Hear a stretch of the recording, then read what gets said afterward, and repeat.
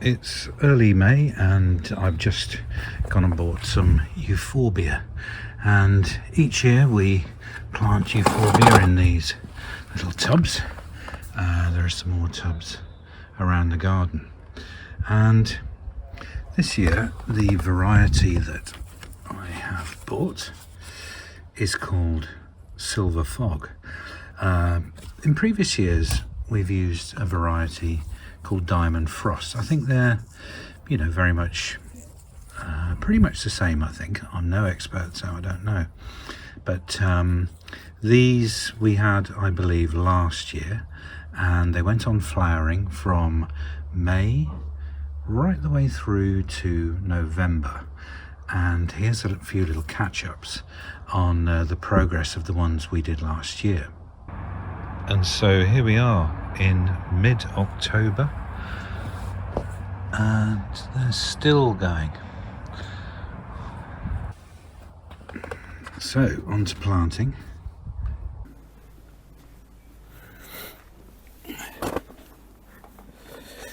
So to get started, first of all, obviously I'm going to clear off this dead material, and just to be absolutely clear, this isn't a lesson on how to plant Euphorbia. This is just me sharing my experience of what we do each year and the results we get. And, I find them extremely pleasing to look at and extremely long lasting. So I'm very happy when it comes to planting time of Euphorbia. And it really cheers everything up. And before long, these little plants start off. There's these small little plants here, and before long they fill out the entire space here. I'm going to put 5 in here, and they fill out the entire space, and they keep on flowering and flowering all year long, as I say, right the way through to perhaps November if you're lucky. I find that a frost will finally kill them off. But if you're lucky and you don't have too many frosts earlier on, they'll keep on going. I just take them out and just get the, roots tidied up a little bit. I'm just going to leave that for a second. I'm going to mix in some of this plant food. Not too much, maybe a touch more. This is pretty good compost, actually, so it's got, as far as I'm concerned, it's got plenty of nutrient left in it, but a little bit of these food pellets or little food balls really help, I think. So obviously I'm no different to anybody else, and I think these are pretty straightforward to plant, to be honest, and just make 4 little holes is what I do, and pop them in just like anyone else would do.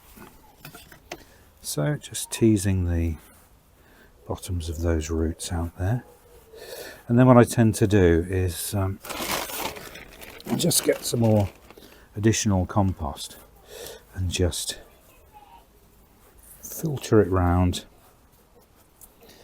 and press these in. It's actually mid-afternoon on quite a sunny afternoon, which is not ideal. I would have actually preferred it if it were a bit cooler and not direct sun, but I'm okay with this. I think it's, I've got to do it now. I've bought these. I don't want them to be in trays for too much longer. So there's 2 in straight away. I think I'm going to go for the other corners, and let's get those in. And already you can see it's filling the space up very nicely. So you can see the roots have travelled around the pot a little bit, and it just seems to make logical sense just to tease them a little bit out so they don't carry on cycling around the outside. I don't know, as I say, I'm no expert, but this seems to work for me. year after year. So put that one in that corner, dig a little bit of a hole for that one.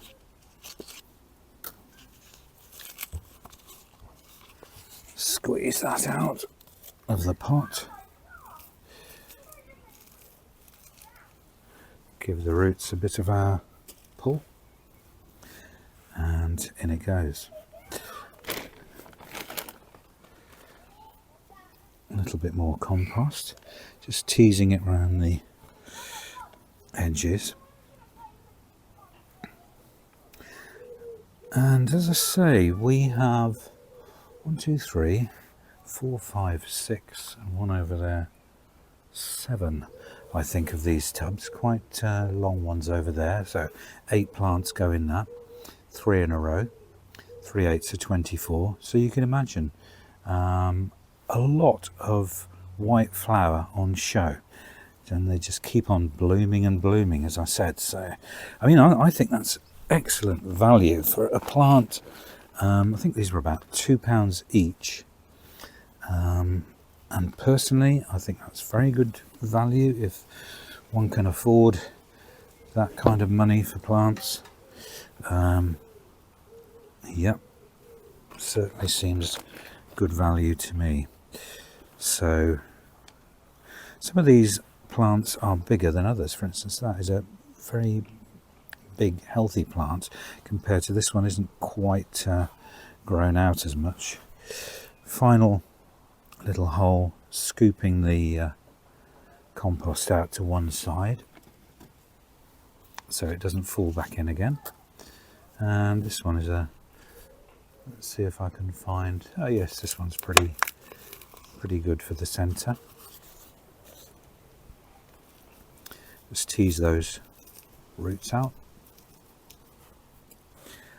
pop that in the center, and this one is just literally a tiny little touch higher than the others, but I'm okay with that because it just makes it look a bit more presentable to the eye for a couple of weeks while they're growing. And they all grow themselves nicely into the pot very quickly, actually. So I've noticed with these, they're already, as you can see, starting to flower. So their little flowers are starting already, and then as they grow they just become more and more and more prolific. So that is Euphorbia silver fog. As I say, diamond frost is another really good one that we've used. I really can't speak to any other varieties, but the person we bought these off near Evesham, lady has got a garden centre there. She said that she planted these out for her son's wedding at their house about May time, and they went on to at least October, flowering away, and made a great show. The only thing that would worry me about planting these out, and it always does each year in May, is you've got to watch out for a frost. So I always look out for a frost, and if a frost is due, anything like a frost in fact, I will cover these plants. You can get various things to cover plants, or cardboard box, and leave a little candle out, perhaps around them, or whatever. But I think a frost would perhaps damage them. I'm not sure whether they are hardy or not, but I have never risked it, and I'm not going to risk it. So here we have 5 planted out, and let's give them a little bit of a water. And because we've got direct sunlight on them, I'm not going to sort of water them directly onto the leaves in case it sort of burns the leaves when the sun hits the water. So basically watering them in and also around them, so there's a little bit of soak. I'm not going to go too mad, it's just watering them in, and to my money that is just fine. And so on to the next, and then I'll do this small little one as well.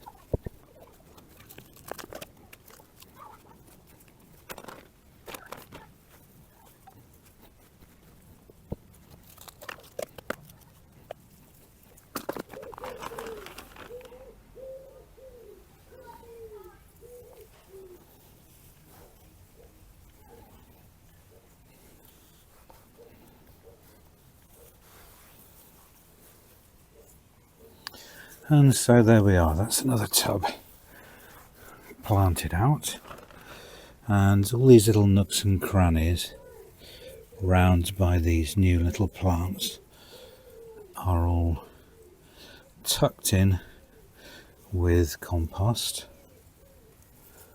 and so that's quite full actually. 5 is gives a really thick planting, and it bushes out into a lovely show of flowers for a very long time, as we've said.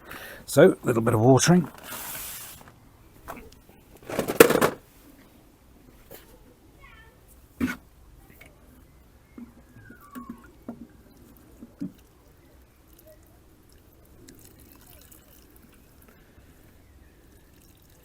Trying to avoid watering all over these leaves, but getting plenty in.